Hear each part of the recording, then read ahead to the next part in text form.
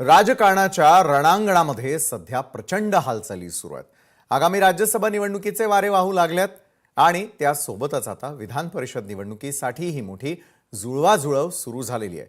या दोन्ही निवडणुका महाविकास आघाडीसाठी एक मोठी कसोटी ठरणार आहेत। मात्र या सगळ्यात सर्वात जास्त चर्चा रंगली आहे ती म्हणजे आघाडीतील त्यागाची आणि तडजोडीची।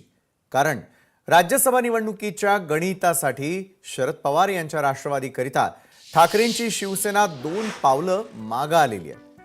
आगामी राज्यसभा निवडणुकीमध्ये शरद पवारांचा मार्ग सुकर व्हावा यासाठी उद्धव ठाकरेंनी सामंजस्याची भूमिका तर घेतली, मात्र आता चर्चा सुरू झाली आहे ती म्हणजे उधारी परत करण्याची।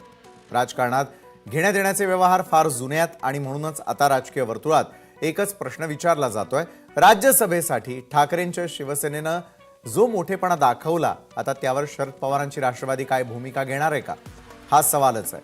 कारण 13 मे 2026 रोजी उद्धव ठाकरेंचा विधान परिषदेतील सदस्यत्वाचा कार्यकाळ संपतोय आणि त्यामुळे आगामी निवडणुकीत शरद पवार ठाकरेंच्या शिवसेनेला कशा प्रकारे साथ देणार याकडे सर्वांच्या नजरा लागून आहेत। केवळ शरद पवारच नाही तर महाविकास आघाडीचा तिसरा महत्त्वाचा खांब असलेल्या काँग्रेसच्या भूमिकेकडे सुद्धा सर्वांचं लक्ष लागून आहे।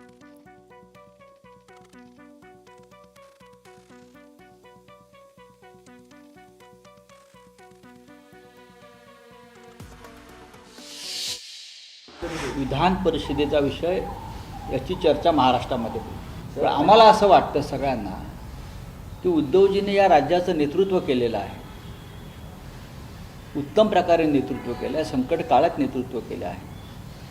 त्यांच्यासारख्या नेत्यानं विधान परिषदेमध्ये असणं हे महाविकास आघाडीसाठी एक चांगले संकेत असतील आणि एक आमच्या आमदारांना एक बळ मिळेल त्याच्यानं।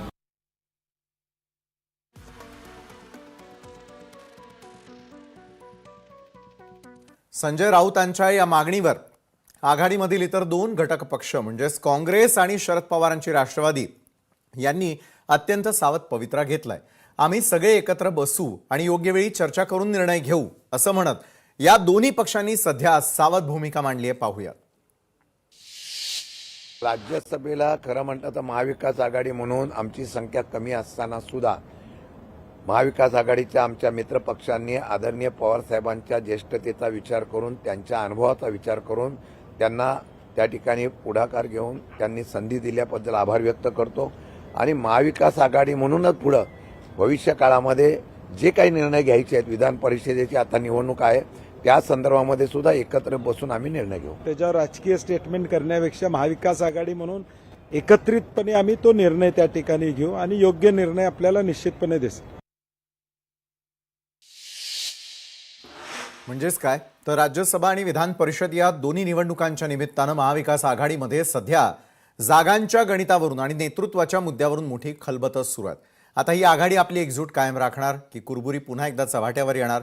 राज्यसभेच्या मोबदल्यात शरद पवारांची राष्ट्रवादी उद्धव ठाकरेंच्या पाठीशी उभी राहणार का आणि काँग्रेसचा हात कुणाच्या बाजूने उभा राहतो हे पाहणं आता महाराष्ट्राच्या राजकारणात कळीचं ठरणार आहे।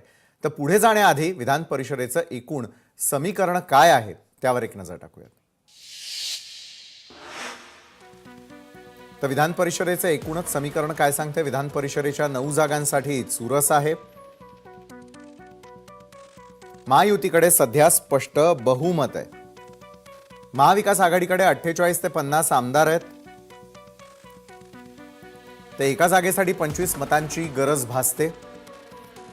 पहिली जागा जिंकणं महाविकास आघाडीला सोपं आहे।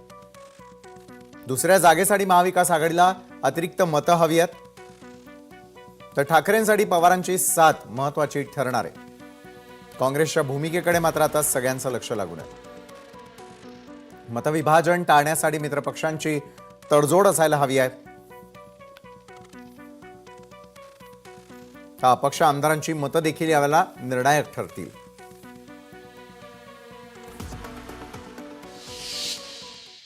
आणि याच महत्त्वाच्या विषयावर अधिक चर्चा करण्यासाठी आपल्यासोबत